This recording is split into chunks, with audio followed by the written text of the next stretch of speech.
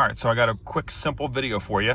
Sometimes these oil life resets can be challenging, but I have a 2012 Honda Pilot, and the customer is here for a simple oil change, and during our oil changes we reset the oil life. So currently I have the key in the on position and it is running, so you can see by here by the tachometer it's showing RPM signal. And the oil life, you want to just cycle through this button until you get to the oil life percentage, which is right there. You're going to hold the button down, push it down. The button will make that noise. It'll go just like that. I'm kidding. Then you'll see after a few seconds it'll start to flash just like that. You'll let go. You'll push it in again. When everything starts to flash, let go. Push it in one more time.